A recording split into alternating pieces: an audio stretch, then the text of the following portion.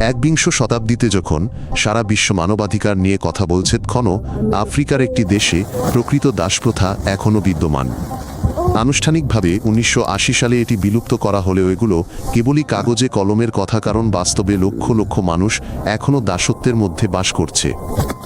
তাদের পণ্যের মতো কেনাবেচা করা হয়, বংশ পরম্পরায় বাবা থেকে ছেলের কাছে হস্তান্তর করা হয়, বিনা পারিশ্রমিকে কাজ করতে বাধ্য করা হয়, মারধর ও ধর্ষণ করা হয় এবং এর জন্য কাউকেই শাস্তি দেওয়া হয় না। পুলিশ এ বিষয়ে জানে, কর্মকর্তারাও জানেন, কিন্তু সবাই এমন ভান করে যেন কিছুই ঘটছে না, কারণ দাস মালিকরা অর্থ ও প্রভাব প্রতিপত্তি সম্পন্ন প্রভাবশালী ব্যক্তি।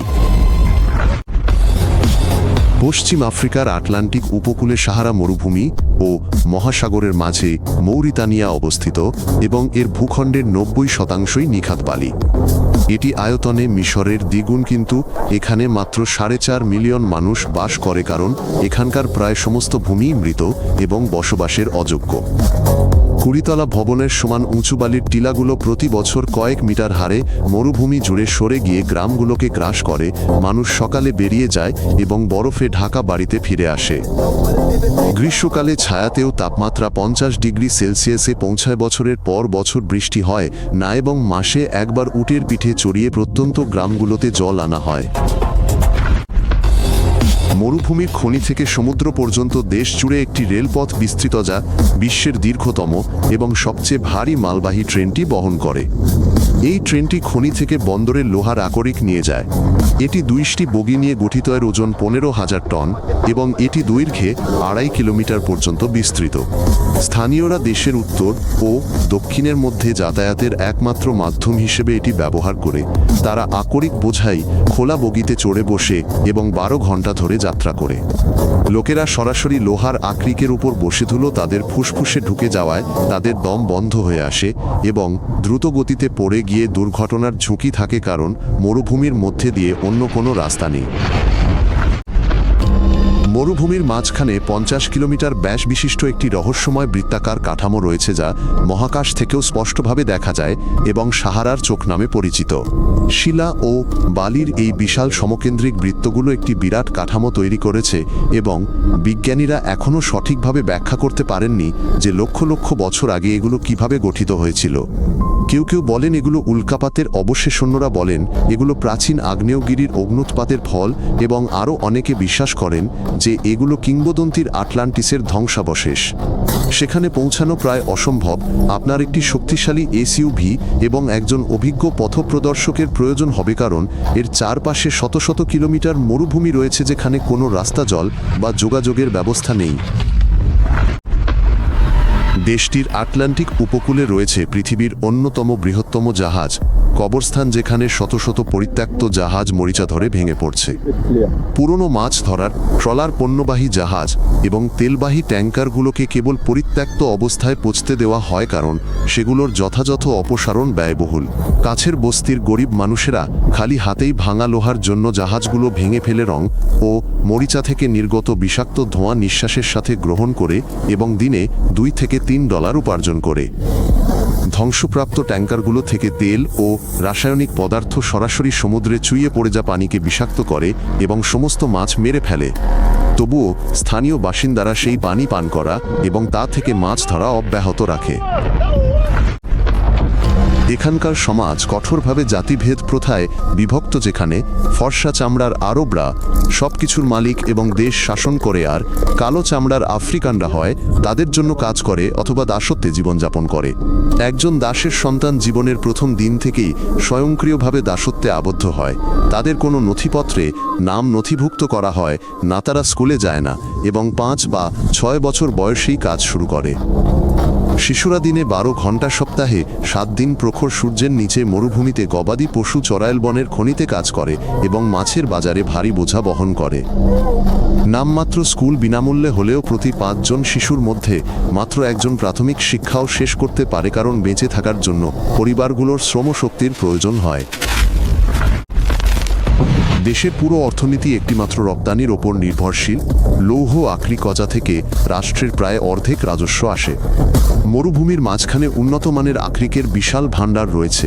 300 মিটার গভীর গর্ত থেকে তা উত্তোলন করে সরাসরি চীন ও ইউরোপে পাঠানো হয়। একটিমাত্র রাষ্ট্রীয় মালিকানাধীন কোম্পানি সমস্ত উৎপাদন নিয়ন্ত্রণ করে, কিন্তু টাকা শেষ পর্যন্ত কর্মকর্তা ও জেনারেলদের পকেটে যায়, আর খনি শ্রমিকরা সামান্যই উপার্জন করে এবং ধসে মারা যায়। যখন বিশ্বব্যাপী লোহার দাম কমে যায়, তখন পুরো দেশ তাৎক্ষণিকভাবে সংকট ও দুর্ভিক্ষের কবলে পড়ে, কারণ আয়ের কার্যত অন্য কোনো উৎস নেই এবং কেউই তা তৈরি করতে চায় না। বিংশ শতাব্দীর শুরুতে ফ্রান্স এই ভূমিগুলো দখল করে এবং 1960-এর দশক পর্যন্ত তা নিয়ন্ত্রণ করে। এরপর তারা সেখান থেকে সরে গেলেও পেছনে রেখে যায় এক সম্পূর্ণ ধ্বংসপ্রাপ্ত শাসন ব্যবস্থা।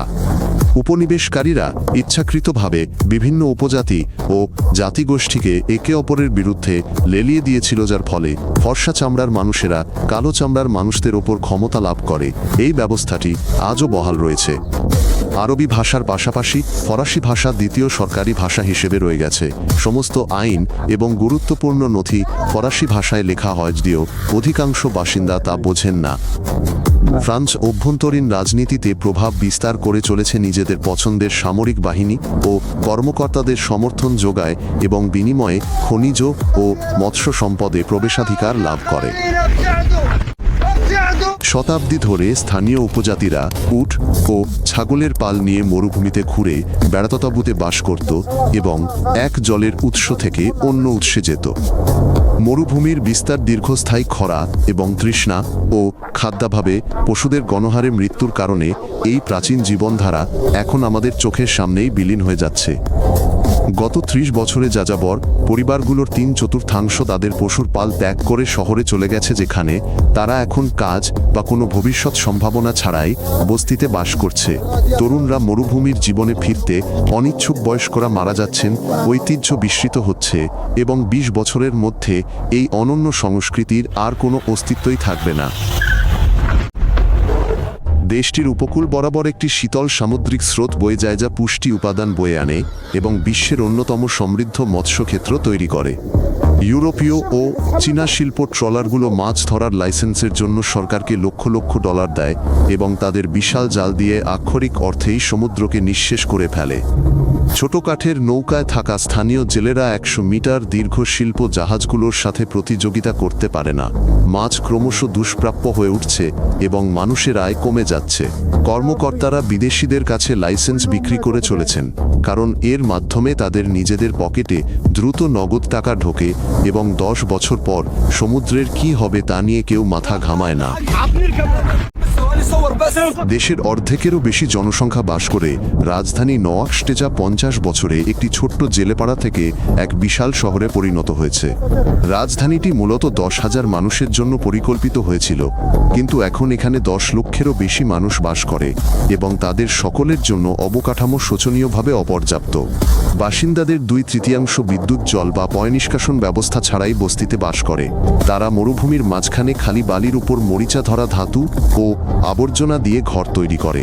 প্রতি কয়েক বছর পর পর যখন বৃষ্টি হয়, তখন নর্দমা না থাকায় পুরো শহর হাঁটু সমান বন্যার জলে ডুবে যায়। রাস্তাগুলো কর্দমাক্ত নদীতে পরিণত হয় এবং কলেরা ও আমাশয়ের মহামারী দেখা দেয়।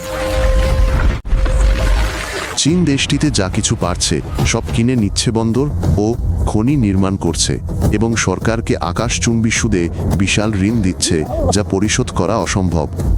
চীনা কোম্পানিগুলো খনি ও মাছ ধরার চুক্তি পাচ্ছে, চীন থেকে শ্রমিক আমদানি করছে এবং ঘটনাস্থলে কোনো রকম প্রক্রিয়াজাতকরণ ছাড়াই সমস্ত কাঁচামাল ফেরত পাঠাচ্ছে।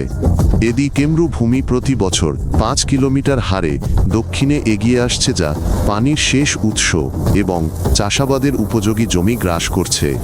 দেশটি চীনের কাছে ঋণী হয়ে পড়ছে এবং তার শেষ উর্বর অঞ্চলগুলো হারাচ্ছে, যা সম্পূর্ণ বিদেশি নিয়ন্ত্রণে একটি মৃত মরুভূমিতে পরিণত হচ্ছে।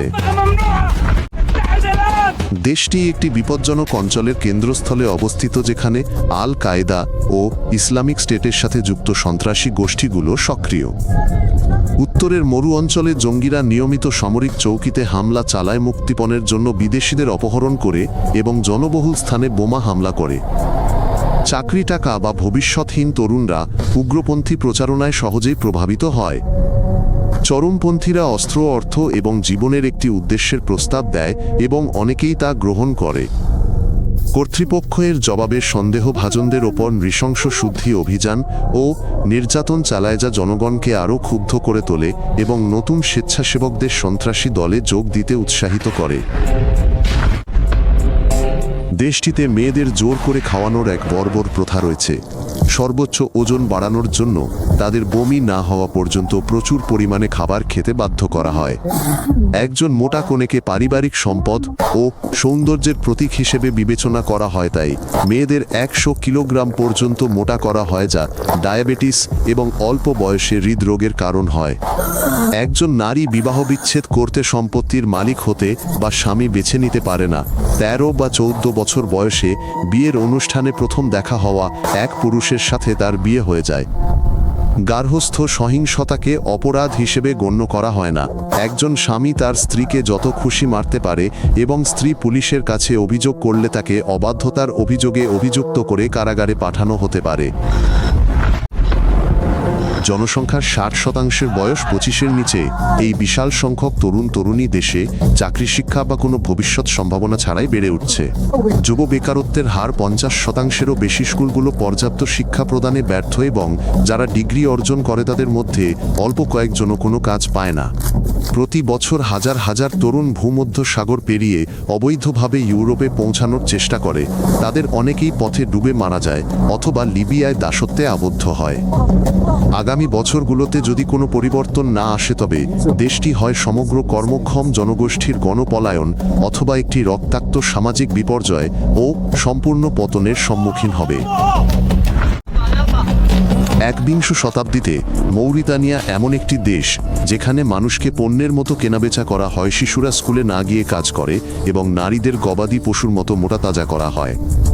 আন্তর্জাতিক সম্প্রদায় যা ঘটছে তার প্রতি প্রায় কোনো মনোযোগই দেয় না।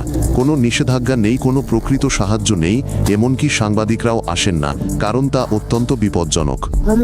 দুর্নীতিগ্রস্ত সরকার সম্পদ বিক্রি করে নিজেদের সমৃদ্ধ করে চলেছে। বিদেশি কর্পোরেশনগুলো সম্পদ আহরণ করছে এবং সাধারণ মানুষ দারিদ্র্য ও অধিকারহীনতার মধ্যে রয়ে গেছে। এই দেশটি দেখায় যে দাসপ্রথা এবং মধ্যযুগ বিলুপ্ত হয়ে যায়নি, সেগুলো কেবল পৃথিবীর বিস্মৃত কোণায় লুকিয়ে আছে, যেখানে কেউ তাকায় না এবং কেউ পরোয়াও করে না। যদি এটি আপনার আকর্ষণীয় মনে হয় তাহলে সাবস্ক্রাইব করুন, যাতে নতুন পর্বগুলো মিস না করেন। সবকিছু সংক্ষিপ্ত এবং সরাসরি মূল বিষয়ে বলা হয়েছে।